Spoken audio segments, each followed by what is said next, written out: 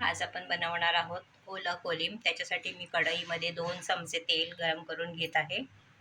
तेल चांगलं गरम झालं की त्याच्यामध्ये हिरव्या मिरच्या बारीक चिरून घेतलेल्या आहेत आणि 5-6 लसूणच्या पाकळ्या बारीक चिरून घेतलेल्या आहेत. त्या व्यवस्थित त्याच्यामध्ये परतवून घ्यायच्या आहेत. लसूणच्या पाकळ्या छान ब्राऊन झाल्या की आपण त्याच्यामध्ये टाकणार आहोत थोडासा कढीपत्ता, थोडंसं हिंग, ते सुद्धा चांगलं परतवून घ्यायचं आहे.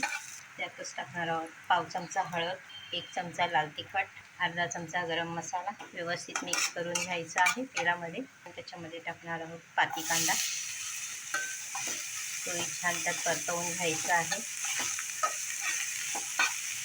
पाती कांदा हा लगेचच मऊ पडतो, त्याच्यामुळे त्याला जास्त उशीर शिजवायची आवश्यकता नाही. त्यातच टाकणार आहोत आपण कोलिम.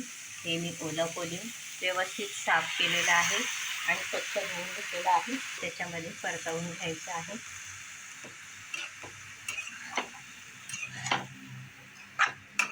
आता हे छान मिक्स करून घेतलेलं आहे मी.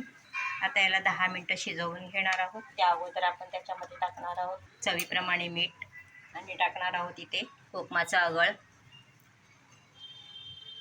इथे तुम्ही तुमच्या आवडीप्रमाणे मसाले वापरू शकताय.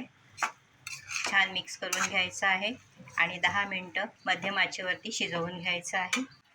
मी 5 मिनटानंतर पुन्हा एकदा चेक करते. तुम्ही पाहू शकता कोलंबीसारखं कोलिमला सुद्धा पाणी सुटतं आहे. तुम्हाला हवं असेल तर तुम्ही असेच ठेवू शकता, किंवा जर तुम्हाला हा संपूर्णपणे पाणी सुकवायचा असेल तर गॅसची फ्लेम फास्ट ठेवून हे पाणी सुकवून घेऊ शकता. 10 मिनटं झालेली आहेत. कोलिम बनवून तयार आहे. त्याच्यावर आपण कोथिंबीर टाकून घेणार आहोत. हे कोलिम तुम्ही कोणत्याही प्रकारच्या भाकऱ्या म्हणजे ज्वारी, बाजरी, नाचणी किंवा तांदळाच्या भाकरीबरोबर अतिशय उत्तम लागतो. त्याचबरोबर चपातीबरोबर सुद्धा खाऊ शकता.